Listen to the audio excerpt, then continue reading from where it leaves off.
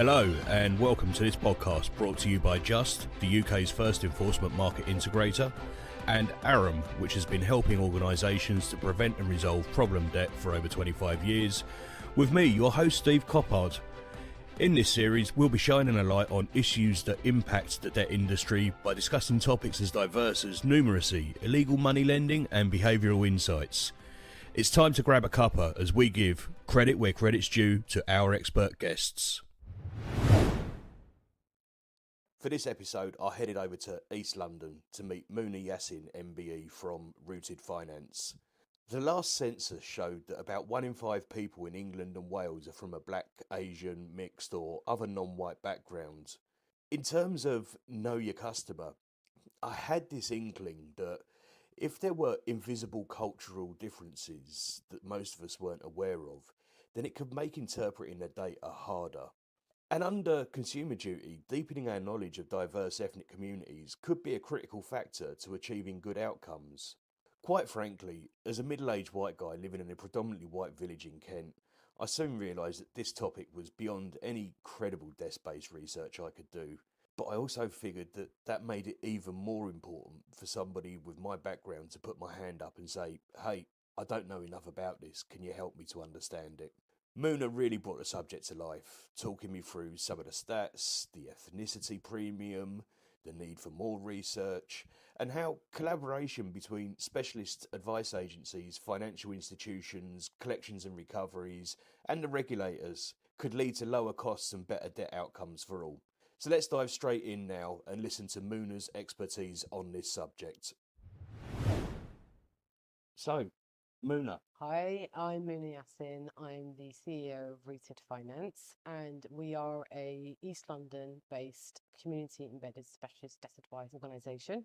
And what we have done is work with individuals in East London and across London now since 2001. And what we do is support people to focus on their financial futures whilst they're going through a crisis. So really ensuring people are able to have that horizon view, even though they might be going through a horrible crisis. So it's about providing that support, providing that hope, and ensuring people are able to take those steps going forward.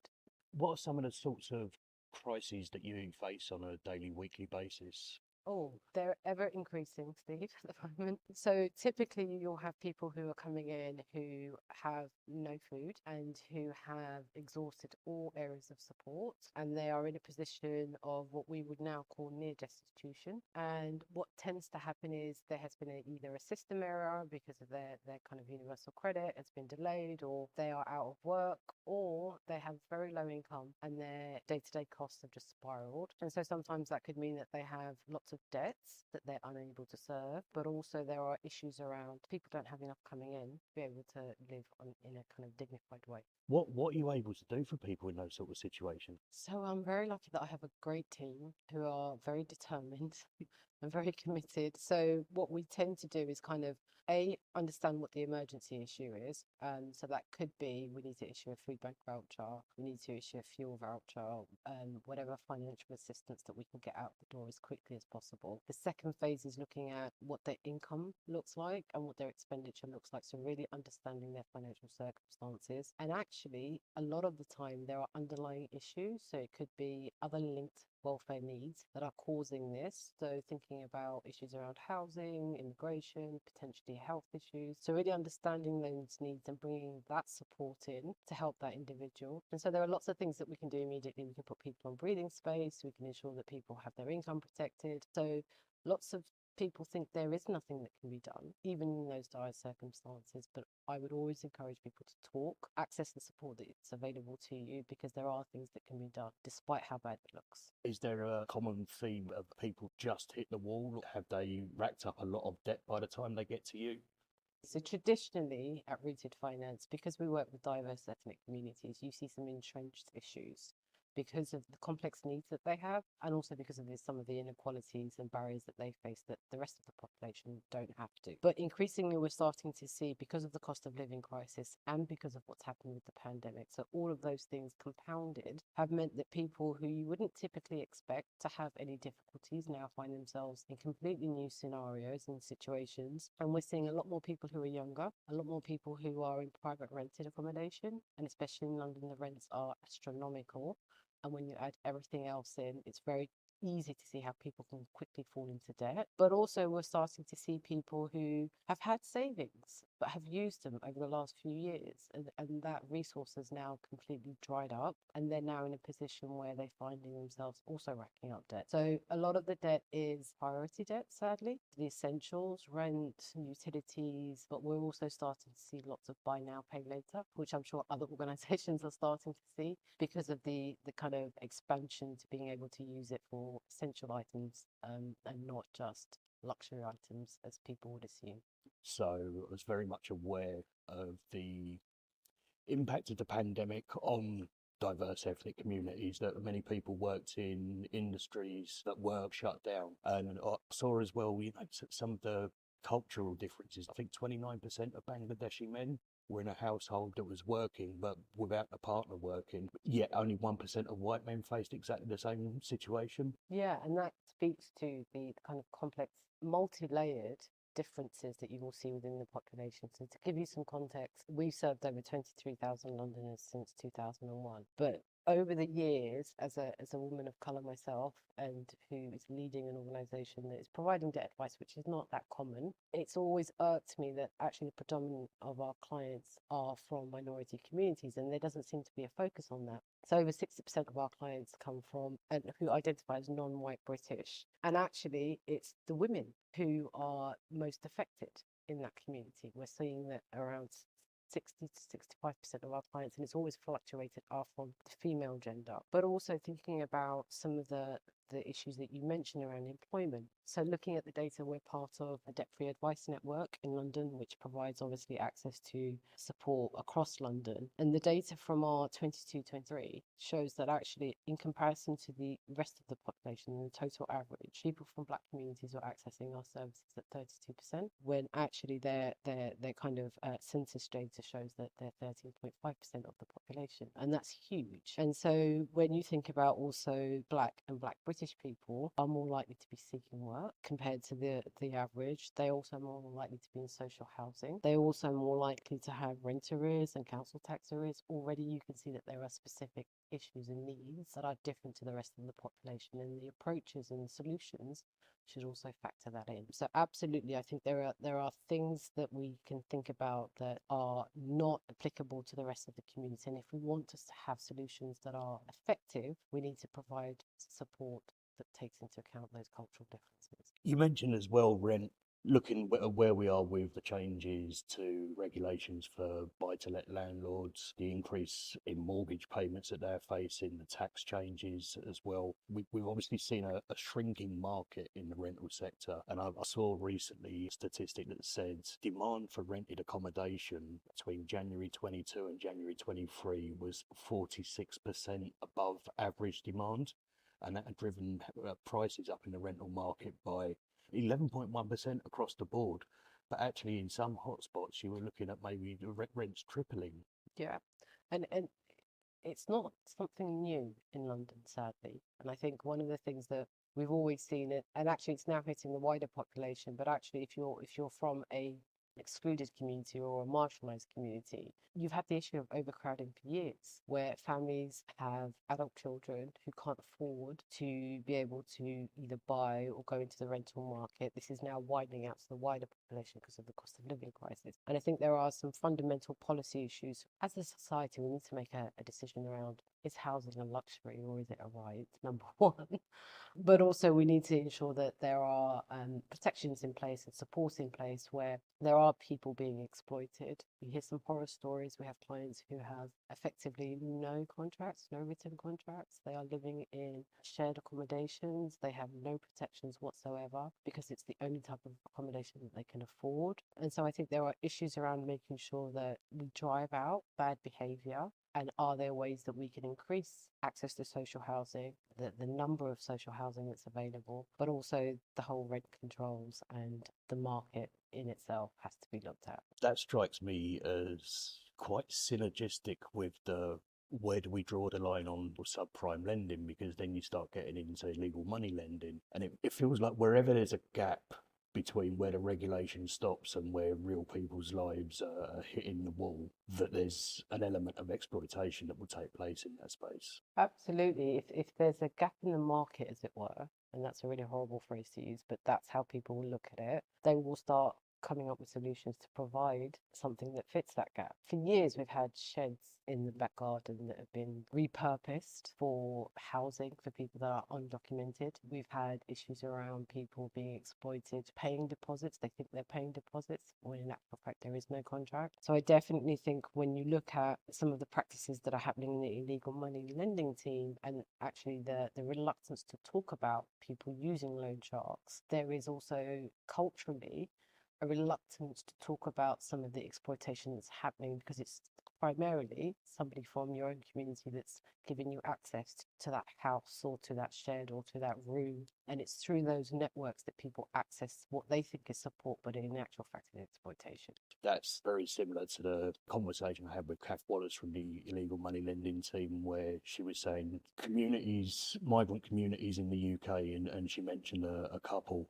have WhatsApp groups set up ostensibly under the guise of being able to talk to people who have the same interests, the same background, the same knowledge as you, but actually those groups are often exploited by members of those communities, and it may be one bad apple in the whole lot. Yeah, absolutely. And I think the whole phenomena of social media as a source for trusted information drives me insane. So we have this saying that do not listen to the aunties on WhatsApp when it comes to financial advice. And I think there's something around actually using those spaces that people are comfortable in. That in itself is a learning factor for the organizations that are supporting people in this space.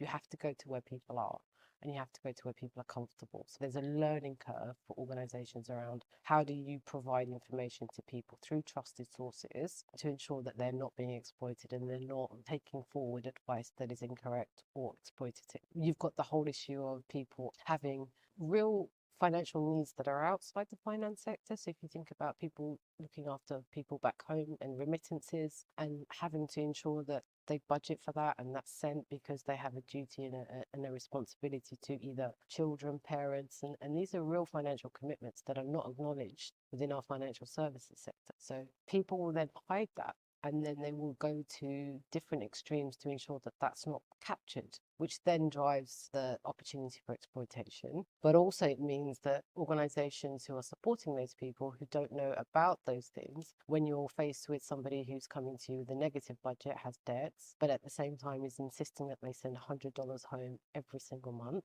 they will try and hide that from a place of good intentions, but actually sometimes being uninformed. And then what that does is it masks the issue. The creditors don't learn about people's behaviors and habits and needs, and then can't provide a culturally appropriate response. So I think there's something around actually the more that we're transparent around what people's behaviors are, what their needs are, and the differences and the nuances around that, the more that the credit sector and the kind of debt sector can respond appropriately and effectively. Back in the early 80s, my dad went to work, he was a builder, he went to work in Germany, did the whole all feeder selling bet thing. But he went there because there was no work in the UK. There were well-paid jobs in Germany. Germany was crying out for people at that stage. But if you'd have suggested to him that he couldn't send money back home, that was his whole purpose for being there.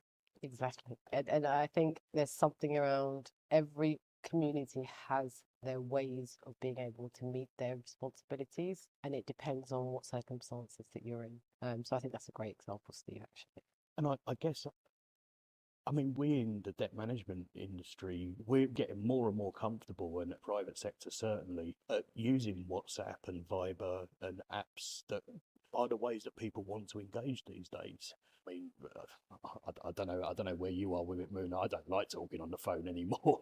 I've somehow lost that skill. I'd much rather get a WhatsApp, and be able to put the thumbs up back. Yeah, absolutely. And I think there's something around our regulators and our key funders in the sector and the industry itself recognizing how the world is evolving and how communications is evolving. So within the debt advice sector, we're always debating the length and breadth of the advice letters that are required to be sent out. And if you are in a vulnerable situation, or you have a language issue, or you have a mental health issue, or you're just so stressed that you don't have the bandwidth to deal with the amount of demands that are coming through, having a 60-page letter fall through your door, giving out all the different options that are available to you, is actually counterproductive. 60 pages. There are organisations that are sending out 60-page letters, and they're doing that to make sure that they meet the regulations around CONC, and obviously consumer duties coming in, so that will hopefully help change some of those practices. But I think there's something around we as an industry and as regulators that support that industry have to then think about how we support consumers to understand and to digest quite complex information, but it can be broken down in a way that they understand without having to have 60-page letters. That's absolutely shocking. I don't think I've ever received a 60-page letter in my life. I don't even think I've received terms and conditions that were 60 pages long. I probably have if I've bothered to read the online ones. But so I mean, I had a conversation with Ben Perkins down at Plain Numbers, and he mentioned actually 40+ page letters as well. And I see some of the work also that Minesh Patel is doing over at Amplify Global. And I mean, Minesh is working in the FCA sandbox at the moment. We've got Consumer Duty saying that you have to present information in a way that is easy for customers to understand. And actually, you're responsible for making sure that it's intelligible to people. And yet, somehow, the regulation is driving out 40 to 60-page letters. And this is why I say sometimes there has to be collaboration across the sector, because there are things that regulators want to provide protections around consumers, which is great, and we're in the same boat. But actually, there are sometimes unintended consequences from some of these policies.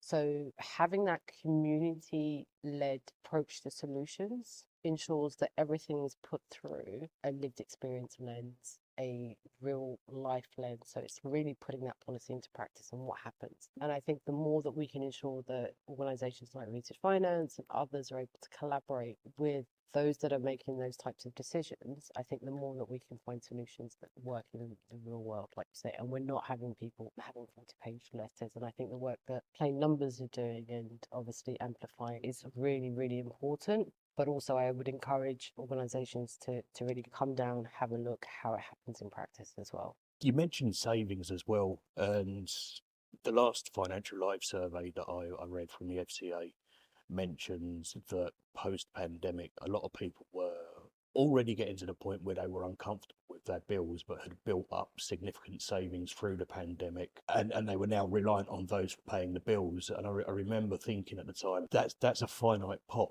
You know that if there's a negative budget that's being supported by savings, that it is going to run out, that bubble's going to burst. What sort of sense are you getting of the sort of numbers of how that's happening? In the client group that we work with, I would say about 80% to 90% have no savings at all that are visible to us.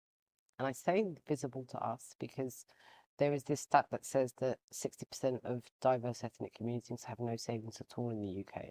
I actually don't believe that stat, because of the fact that there are different ways that some of our communities save that are not within the financial system, and nobody's actually capturing.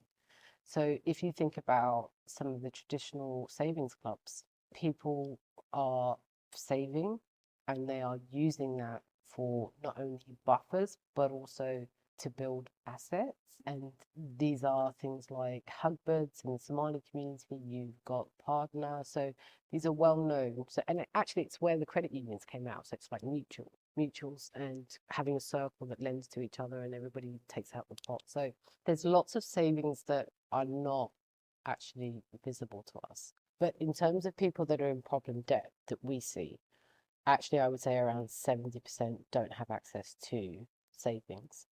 And those that did have savings that we're starting to see have actually run out of those savings over the last 3 years. and are now in a position where they're racking up debt. And where people do have savings, they're using them for specific things. So it could be to put a child through a specific additional tutoring, for example. And so there are things that people can't touch because otherwise it hits their aspirations for their children, or they have specific medical needs. So yeah, I think a lot more research needs to be done into that stat, and I think a lot more research needs to be done around actually we're always banging on about people don't know how to save, and it's behavioral and financial education and literacy. Some of the people that we work with have the best financial behaviors. They can budget to the last penny because they've learned how to survive on that. But at the same time, it's making the assumption that they have no aspirations around their financial futures, which they do, and they have the skills to do that. They just don't have the funds to be able to apply it. So I think there's something around we need to do a bit more research around what's happening in our communities, and we need to be able to then come up with solutions that support those aspirations and that support some of those good behaviours already happening. Kath Wallace said something very similar. She said, if you want to see an example of somebody who can budget down to the last penny, look at a loan shark victim, because they've lived a life where they have had to. This is why I wanted to come along and talk to you today, Muna, because there are things that I kind of know vaguely are going on, but actually, if we want to give our clients the best chance of getting paid, but B, do it in a responsible way that actually supports the customer, and be balanced about that, then I think we have to know about some of the issues that we maybe skim over in other ways. Yeah, and I think that's why I was really keen to talk to you, Steve, because I think having that open conversation and a willingness to learn, and we have clients that are willing to talk about their experiences and share their experiences, and I'm grateful to how open they are and how generous they are, because they're very keen to make sure that nobody else goes through the same problem that they've gone through, or the circumstances they've gone through. But actually, sometimes somebody who's gone through that is the best person to teach you how to stop it or how to come up with a solution. I think there's something around not only capturing that data and kind of shining a light on it, but actually working collaboratively together to come up with those solutions. So we're not one of those organizations that think every creditor or every debt management organization is the bad guy, because there is a place for all of us. And actually, there's a responsibility. And most clients that we work with want to pay their debts. They're not avoiding paying their debts. They just can't pay them. Or they can't pay them at this moment in the way that the creditor is asking. So it's about coming up with a solution for them that works for their individual circumstances.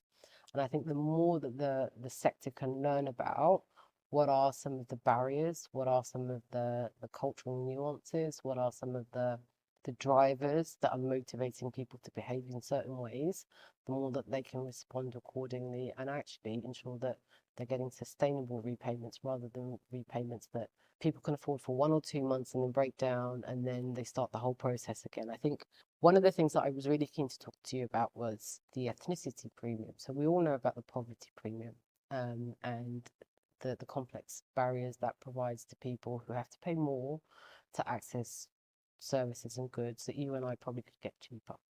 But there's an added element. So if you think about if you're from a diverse ethnic community, actually we know that people from black communities are paying £250 more for just their car insurance from the recent data that came out from the CAB and the research that they did. And there's no explanation for that apart from their ethnicity. We also know that they are paying higher costs for loans. Sometimes the interest rates are higher.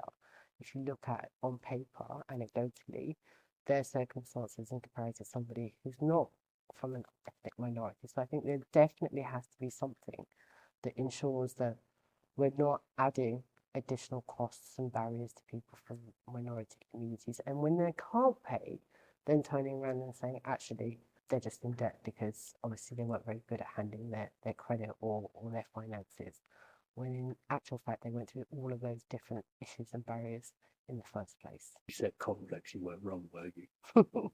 It is, and we're learning more every day. And I think data, and I think we also have to be very careful about how we collect that data. It has to be, like I said, with people rather than for people. But there's a piece of work that we've been doing with Fair for All Finance and sponsored by NatWest, really looking at the experiences of minority communities and their experiences with the financial services sector in the UK Hopefully that will be out in the next month or so. So I think that would be a great starting point for some of the conversations that we want to lead. We're also working and funded by the Racial Justice Fund to really take on some of the issues that come out of that and really start to collect our own data around what is the ethnicity premium, who are affected, what are the barriers for Black and minority communities in the financial services sector. And my ask and my call out to everybody is that we'd love to be able to work with you on this piece of work. And I think the debt sector and the debt management sector are part of that solution. And so we would love to have some conversations around that as well. The ethnicity premium, that just blew my mind a little bit. So if you take two people, exactly the same circumstances, one is white and one is black, and you're charging the black person more, surely that's against the Equality Act. Yeah, absolutely. It is. But actually, who's collecting that data? Who's monitoring it through that racial lens? And obviously, the CAP have done some great work around exposing the ethnicity premium in the insurance sector. And that's just the start of it. So what we want to do, and we're working with Jerry and his team at Money A&E, but I think one of the things that we're very keen to do is to bring the banks and the kind of key players within the financial services sector together to start looking at some of that data. We know that Black people are more likely to be declined for personal loans. So why is that? Is that because they don't know how the algorithm works? Is it because there is some bias? So really working out with the banks what is actually happening and what's going on, I think is really important. One of the reasons I was really keen to do this is that in the absence of information, I guess there are two broad camps that people can fall into. They can either allow their unconscious bias or pre-held prejudices just to permeate through their decision making if there's no governance around that, or they can treat everybody exactly the same. But from some of the things you've been saying, I don't think either of those work. Yeah, and I think it's complex, like you said, and I think it's really understanding, is it an issue where it is unconscious bias, where people are making those decisions based on actually my appetite for risk, I don't know enough about this person or whatever the case may be, or this community is one thing. Is it postcode thing? And so predominantly people from diverse ethnic communities might be in social housing. Is it a decision that's being skewed that way? I think we need to know more.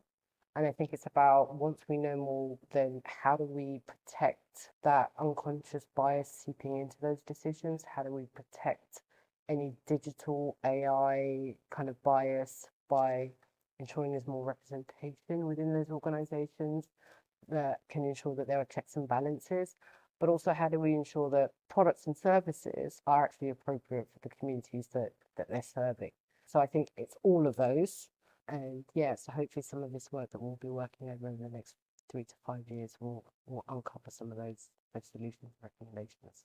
I think there's a real need to focus on the behavioural science side of decision making. There's a report called Why Clouds Make Nerds Look Good. Great name, I haven't read it. So Look out there. the premise of the report is that admissions officers for universities favour athletic qualities on sunny days, and they favour academic qualities on cloudy days. And there is real data behind this. You could go along one week and it's sunny and you've got brilliant grades and you wouldn't get in. You could go in the next week, same person, same qualities, and you would get in if it was cloudy. And that's the kind of, how do we design the system so that those kind of biases that most of us aren't even aware of, this is the stuff that the big data companies can see happening in their data that most mere mortals never even get sight of. Yeah, and I think it's an interesting point because, how do we design that out? Because like you say, that is clearly not the best way to have an admissions policy.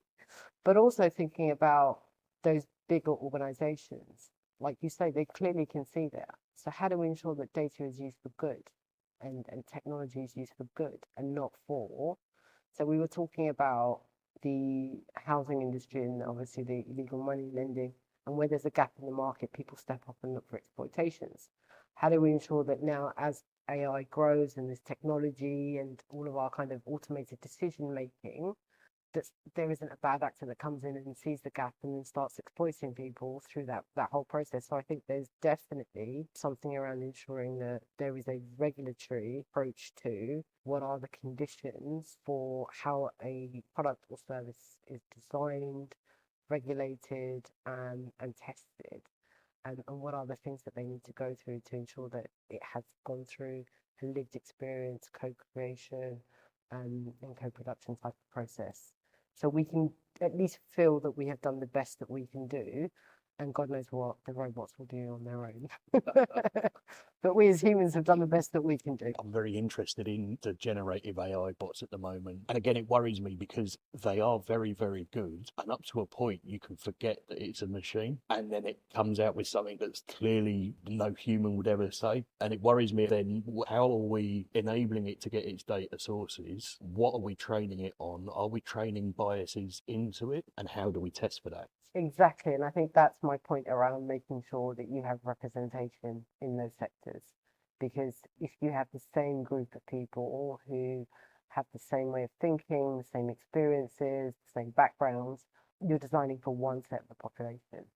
And therefore, those biases are just a byproduct. So I think the more that we can have diversity of thought, experience, characteristics, the more that we're going to be able to ensure that those biases are designed out, and if they're not designed out, are captured and dealt with. I saw Holly Warner from Amplify Global talking about socio-linguistic theories at the FCA building, and she spoke about audience design. And the premise was that when you send out whatever it may be, let's just say an electricity bill, the letter is written firstly for the legislation, secondly for the regulator, thirdly for the company's lawyers, fourth for the branding team, five for your boss, and the last person you think about in that letter is the customer. And that's why my mate Rappo down the pub doesn't know what you're going on about. I completely agree, and I think that's completely upside down. The customer and the client should be the first centric, and everything then should come out as a kind of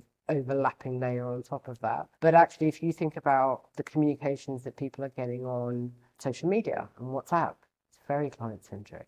It's the complete opposite. They have no regulator. So their whole thought is around, how can I connect with you, and how can I get you to hear my message, feel my message, and then act on my message. And I think there are things that we can learn from that, but also thinking about the regulators themselves. I am hopeful of our consumer duty in the language, I have to say.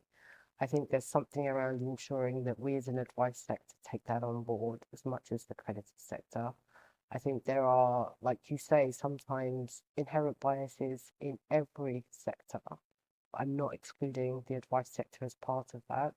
I think we have to make sure that some of our advice organisations are also making sure that they're not funder focused, regulator focused, but are client focused. And I'm hoping that like consumer duty can help clarify that a little bit, but also recognising that as a sector we have resource and capacity issues as much as our clients do.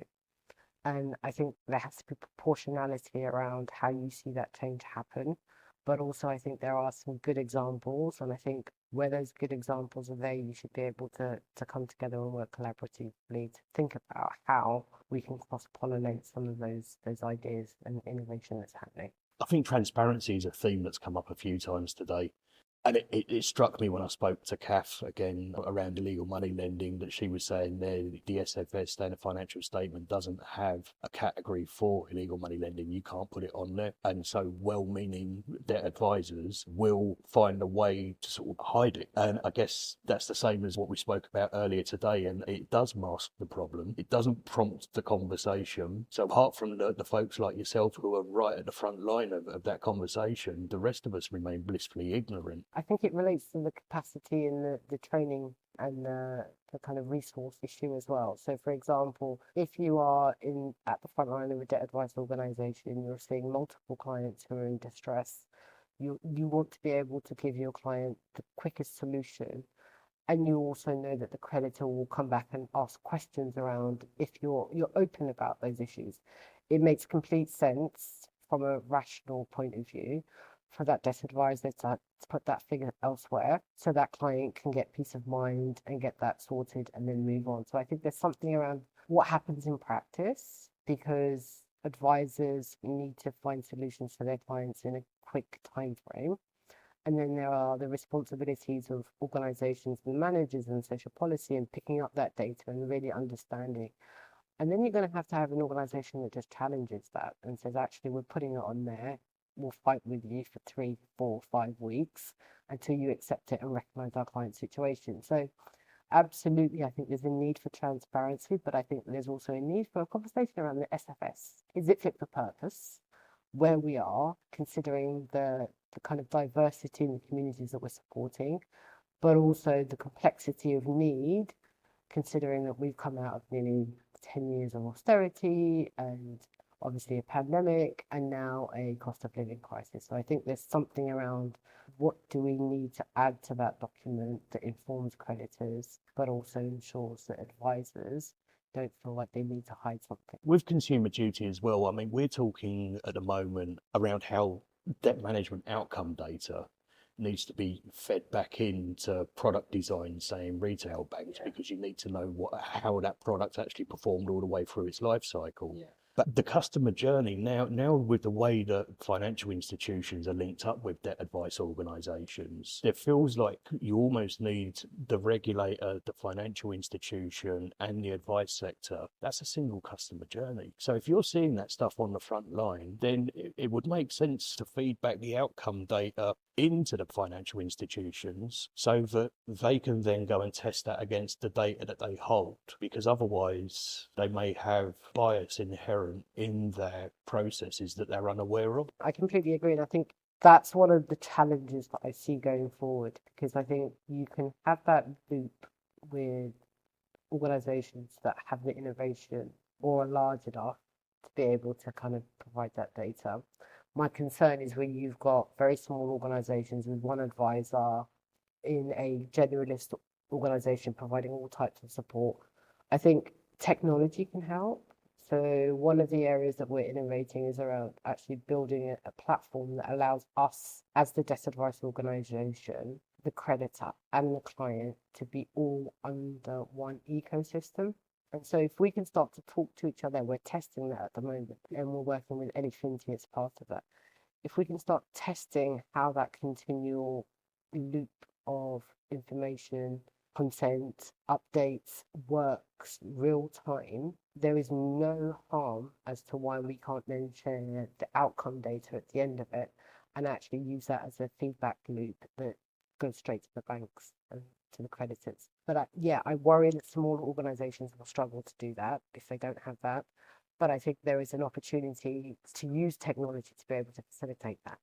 I hadn't thought about that actually. I saw the ethnicity product, spoke to Hoss Attree about it a while back now, as it goes, maybe a year ago. So I saw it when it was up and coming, and it looks like a really good way to connect up all the conversations that need to happen, but also still put in place the walls where they need to be in place. Absolutely. So we're proud to have been co-creating that product since 2020 with ethnicity. So Johanna, who's in the office today, who's our director of operations, has been working with the development team at ethnicity to really make it client-centric, advisor-centric, and also have the key outcomes of how do we provide data to the creditors, how do we ensure we get quick decisions from the creditors, but also how do we make sure that everything has a feedback loop and the agency to the client. So they consent when we do a referral, they consent when we're able to kind of share data.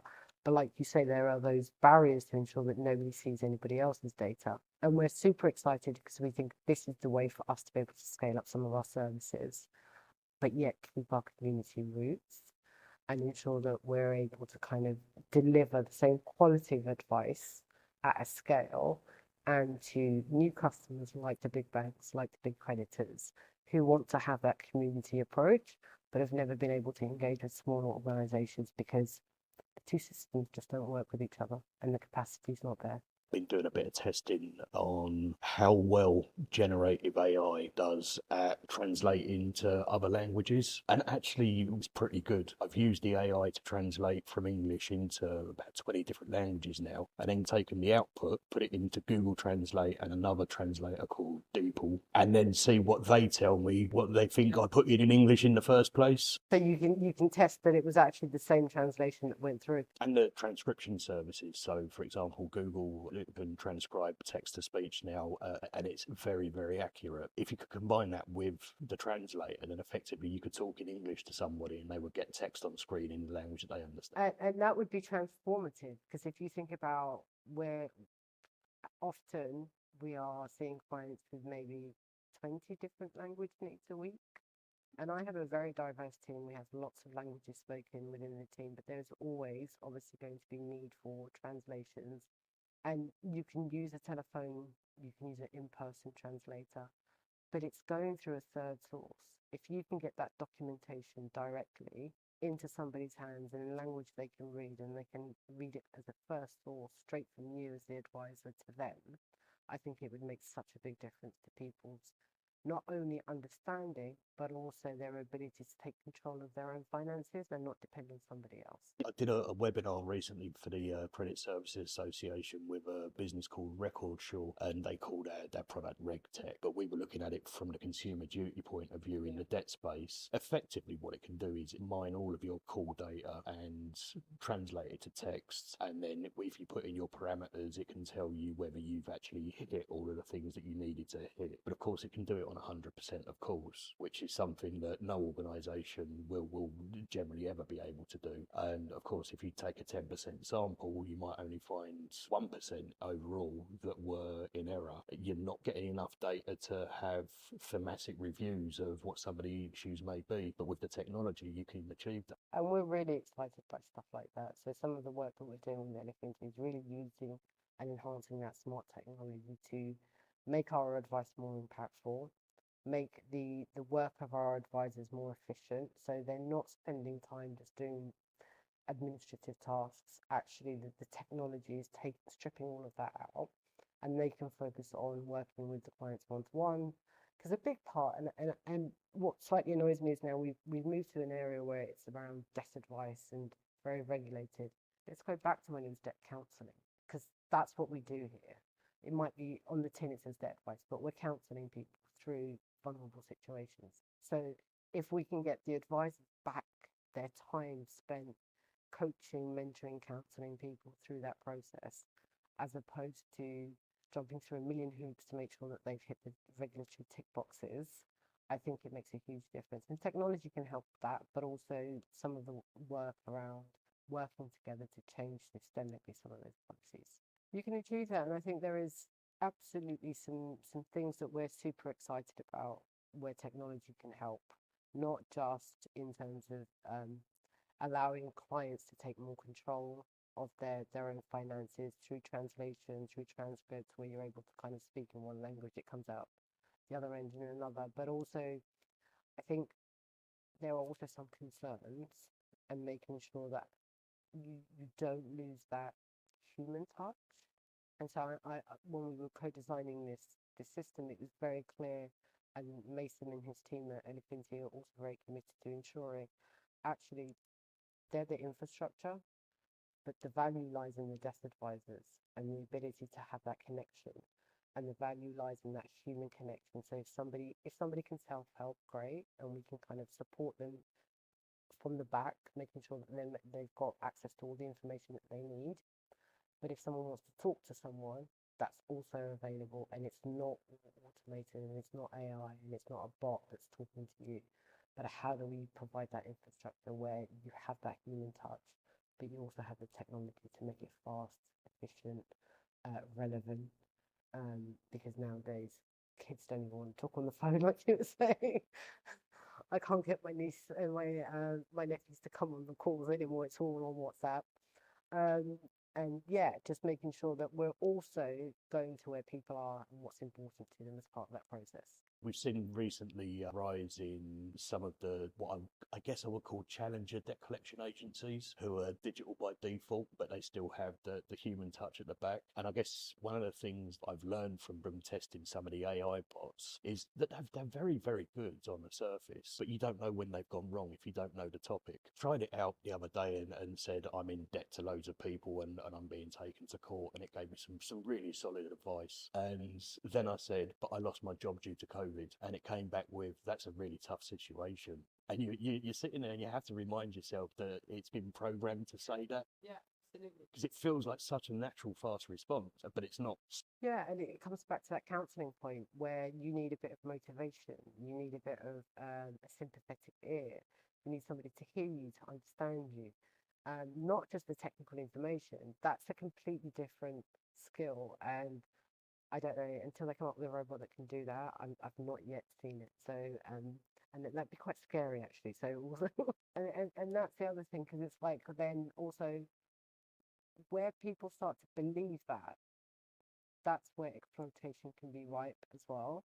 And so where you think you're talking to somebody who's sympathetic to your needs and is giving you the best advice, and then suddenly they ask you to hand over your bank account details or they ask you to click a link here, yeah, it's a very grey area. So, what next for Rooted Finance? What are your short, medium, longer term plans? So we're super excited. Obviously, we are very keen to continue supporting our communities in London. We're also working on ensuring that the advice that we provide obviously meets the consumer duty. But one of the things that's been interesting to me as we've had those consumer duty conversations is my team have been, why has it taken this long? Because a lot of the stuff is how we work and how we should work. And so we're really pleased that that's been not only embraced, but also actually it feels like very natural to what we're already doing. And we're working with other organisations to support them through that process. I think one of the things that I'm super excited around is our kind of systemic and structural inequalities work that we've started over the last couple of years. So obviously we have 20 years of experience of delivering frontline services. Over the last few years, we've taken a shift as the complexity of need and just the amount of issues that are burdening our clients have just built up and built up and built up. It has been a strategic shift and focus on actually how do we work with them to start tackling some of those imbalances and some of those structural inequalities. So the work we're doing with the Racial Justice Fund and building a racial alliance and financial empowerment alliance, I think it's going to be super exciting over the next few years. We're also very keen to ensure that there are marginalised communities coming into the advice sector and that lived experience is enhanced to people delivering advice. So we're working and are being funded by the Propel Fund to develop a project where we're training people from marginalised communities to come into the advice sector and become debt advisors and welfare benefits advisors. And it's called Grow Your Own Advice Project, and we're really excited about that. And yeah, I think every year what motivates us at Rooted Finance is to have as much impact for our clients, but also we're kind of excited around moving into new areas. So obviously we cover the whole of London at the moment, and we're starting some projects that are kind of national focused and have a national impact. So yeah, absolutely. You have to come back, Steve. Yes, let's schedule another one in for a year's time. Absolutely, absolutely. Is there anything that you wanted to touch on that we've not covered yet? I really want to reinforce and emphasize the need for not being afraid to ask questions. So I think one of the things that you said, Steve, was you're not familiar with the kind of needs of diverse ethnic communities, but you're brave enough to admit that, and you're kind of open enough to say, actually, we should be having a conversation. I'd love more people to do that. And nobody's judging. It's totally non-judgmental. It's actually, we have a common purpose. We want to support the clients that are mutual clients.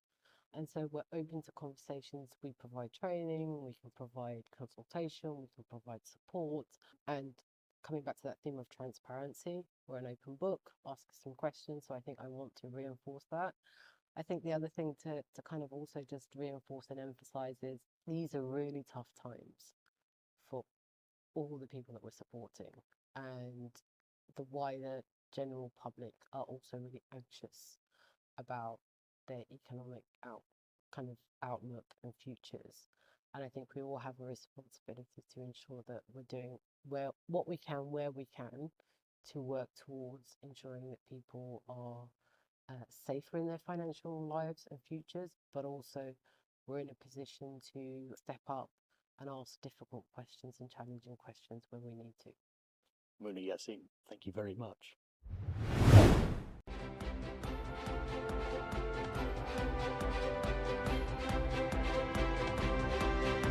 Thank you for listening to the podcast, and I hope you found it as insightful as I did. If you want to hear more great content from Aram and Just, then please subscribe on whichever platform you use to get your podcasts, or follow us on LinkedIn so that we can let you know when the next one is out. Until then, if you'd like to discuss any of the issues that were raised in this podcast, then please get in touch with me either through LinkedIn or drop me an email to stephen.coppard@aram.co.uk. Once again, my thanks to Muna Yassin MBE and Rooted Finance for investing the time to talk to us, and it's goodbye for now.